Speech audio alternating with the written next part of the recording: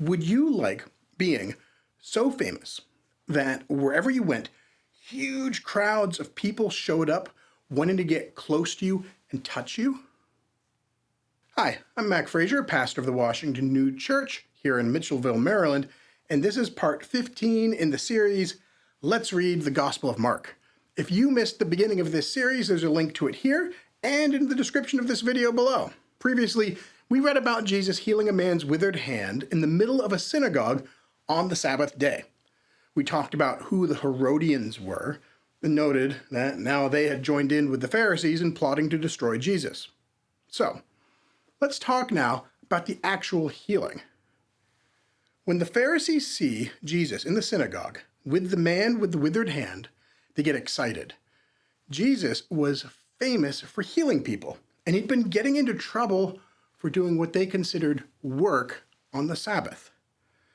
So now they all want to see if Jesus is going to do the work of healing this person on a holy day. Now, think about that. They recognize that Jesus practically can't help but heal people when he sees they need it.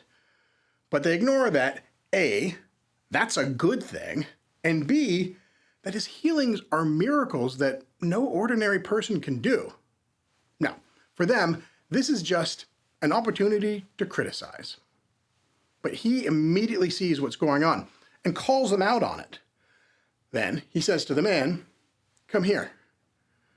Note, Jesus doesn't do anything. He just speaks. That's not work, right?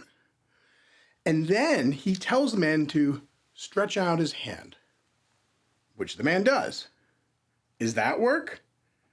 Nope. And then when the man does, his hand is already healed. So not only does Jesus call them out on their evil intent, he then goes on to heal someone without anyone doing anything at all that could even remotely be called work. Amazing. Okay. So let's see what happens next as we read Mark chapter 3, verses 7 through 12. Jesus withdrew with his disciples to the sea, and a great crowd followed from Galilee and Judea and Jerusalem and Idumea and from beyond the Jordan and from around Tyre and Sidon. When the great crowd heard all that he was doing, they came to him. And he told his disciples to have a boat ready for him because of the crowd, lest they crush him, for he had healed many, so that all who had diseases pressed around him to touch him. And whenever the unclean spirits saw him, they fell down before him and cried out, "You are the Son of God." And he strictly ordered them not to make him known. So the pattern continues.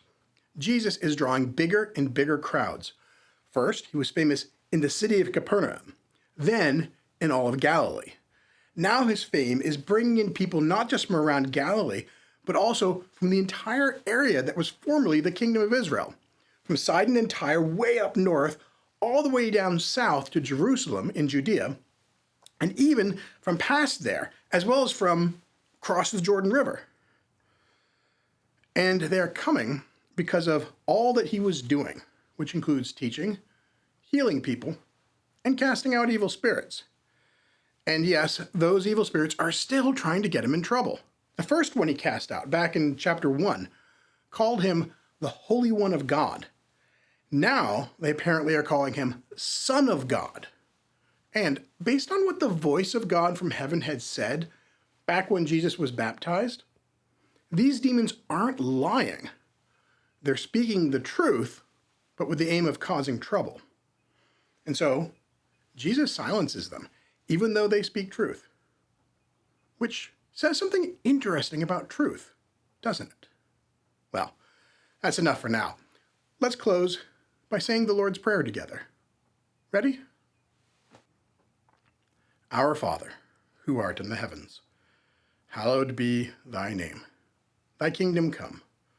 Thy will be done, as in heaven, so upon the earth. Give us this day our daily bread, and forgive us our debts, as we also forgive our debtors. And lead us not into temptation, but deliver us from evil. For thine is the kingdom, and the power and the glory forever. Amen. Thank you so much for joining me. If you're enjoying this series, tell a friend about it, and have a great day.